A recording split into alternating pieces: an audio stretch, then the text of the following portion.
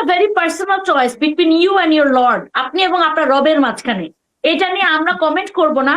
হ্যাঁ, মনিরুল ইসলাম সাহেব উনি একজন বৃদ্ধ মানুষ, উনি হয়তো মুখ ফসকে বলে ফেলেছেন যে আমরা তো চিনতে পারছি না। হ্যাঁ, তো এই জিনিসটাকে আপনারা হয়তো একটু মৃদু প্রতিবাদ করে যে এভাবে না বললে ভালো হয়।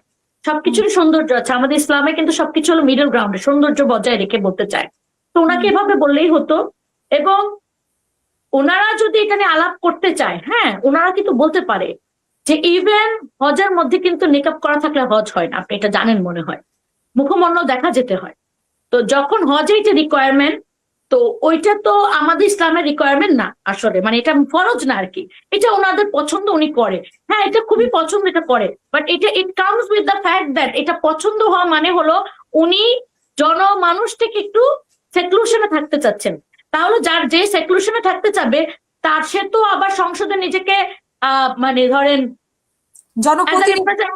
জনপ্রতিনিধি, দ্য ওয়ার্ড ইটসেলফ জনপ্রতিনিধি। আপনাকে জনগণ আপনাকে জানতে হবে, আপনার ফেসিয়াল এক্সপ্রেশন থেকে কিন্তু সে অনেক কিছু জানবে, যে আপনি কি রাগ করেছেন কিনা, আপনি কি অস্বস্তি বোধ করছেন কিনা, আপনি কি পছন্দ করছেন না কিনা, অথবা আপনি এই যে তারা ধরেন আমরা নিজেরাই দেখি, আমরা দেখি যখন আমাদের কনস্টিটিউয়েন্সির লোকজনের সাথে কথা বলে আমাদের মুখের দিকে তাকিয়ে থাকে, অনেক সময় মুখের দিকে তাকিয়ে বুঝি কিন্তু যে ওনারা যে আলাপটা করছে সেটা কি আমরা একমত কিনা, অথবা আমরা এটাতে অন পার কিনা। তো সেই জায়গাটা তো আপনাকে সেখান থেকেও কিন্তু একটা আলাপ আসতে পারে, তাই না? এই জন্যই বলছি যে আলাপ আসলে কিন্তু আলাপ বাড়বে, আলাপ কমবে না। এবং কেউই কিন্তু এই খুব যে সলিড গ্রাউন্ডে দাঁড়ায় থাকবেন তা না। সুতরাং আমাদের উচিত এই আলাপগুলো বন্ধ করে অ্যাকচুয়ালি জনবান্ধব আলাপ তৈরি শুরু করা। কারণ আপনার বাসা আপনি কি শার্ট প্যান্ট পরবেন নাকি আপনি নিকাব পরবেন, এটা আমার ডিসিশনের ব্যাপার না, এবং আমি সারাদিন বললেও আপনার যেটা ভালো লাগবে সেটা পরবেন। তাহলে কেন এই আলাপ? এটা তো একদম মানে বেহুদা আলাপ। এবং এই আলাপ মানে কোনো প্রকারেই সোশ্যাল মিডিয়াতেও আসা উচিত না। এবং যদি আমাদের ন্যূনতম বুদ্ধি থাকতো আমরা এটা করতাম না। আমাদের ন্যূনতম বুদ্ধি থাকলে আমরা আজকে জিজ্ঞেস করতাম, আপনারা যে 8 দিন হসপিটালের লাইসেন্স ক্যান্সেল করেছেন, সেখানে ভর্তি এত হাজার রোগীকে আপনারা কোথায় ট্রান্সফার করার ব্যবস্থা করেছেন? Because that is the state should be responsible for this kind of behaviour.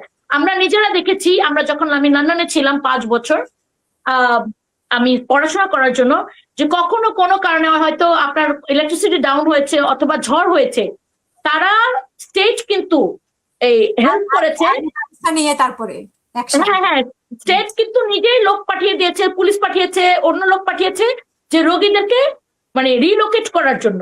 তো এই রোগীগুলোকে রিলোকেট না করে, কোনো ব্যবস্থা না করে আপনি আজকে হঠাৎ করে বললেন যে এটা বন্ধ, এটা এভাবে তো হয় না, সবকিছুর একটা প্রসিডিয়ার আছে। তো আমরা যদি আসলে আলাপ করতে চাই, আমরা আলাপ করব এই প্রসিডিয়ারের ব্যাপারে, যে what is the procedure that health ministry followed, তাই না? হেলথ মিনিস্ট্রির অনেকগুলো ব্লান্ডার আছে, বিএনপি সরকার নাকি ইন্টারিম সরকার নাকি আওয়ামী লীগ সরকার সেটা না, হেলথ মিনিস্ট্রি অনেকগুলো ব্লান্ডার আছে। এই যে হামের মতো ব্যাপারটা হেলথ মিনিস্ট্রির একটা ব্লান্ডার।